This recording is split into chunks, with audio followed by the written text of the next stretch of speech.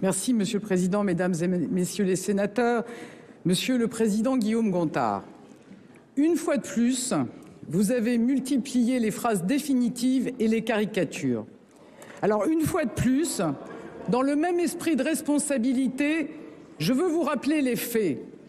Les faits, c'est que le nombre de personnes qui travaillent et qui cotisent diminue par rapport au nombre de retraités. Et si nous ne faisons rien, les déficits vont se creuser, menaçant la pérennité de notre système de retraite par répartition. Donc la question qui se pose au travers de cette réforme, c'est la suivante. Voulons-nous ou non préserver notre système de retraite par répartition? Pour y parvenir, c'est vrai, nous demandons un effort aux Français.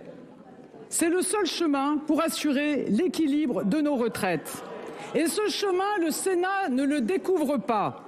Il y a de réelles convergences entre notre projet et les travaux de votre Assemblée, comme en témoigne votre adoption depuis plusieurs années d'un amendement repoussant l'âge légal de départ à la retraite à 64 ans. Mais Monsieur le Président Gontard, je mesure parfaitement ce que travailler plus longtemps représente pour beaucoup de Français. C'est pour ça que nous avons mené des semaines de concertation avec les organisations syndicales et patronales, avec les groupes parlementaires.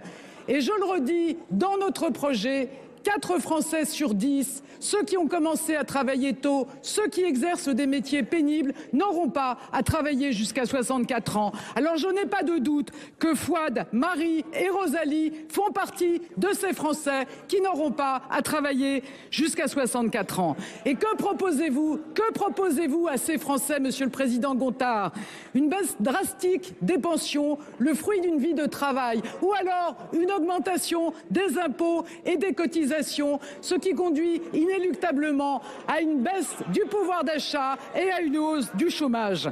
Alors, Monsieur le Président Gontard, vous vous trompez de cible, car sans cette réforme, les plus riches auront toujours une retraite. En revanche, pour les classes moyennes, pour les plus modestes, ce sera plus de chômage et moins de pouvoir d'achat. Ce que nous proposons, c'est le plein emploi et de meilleures retraites.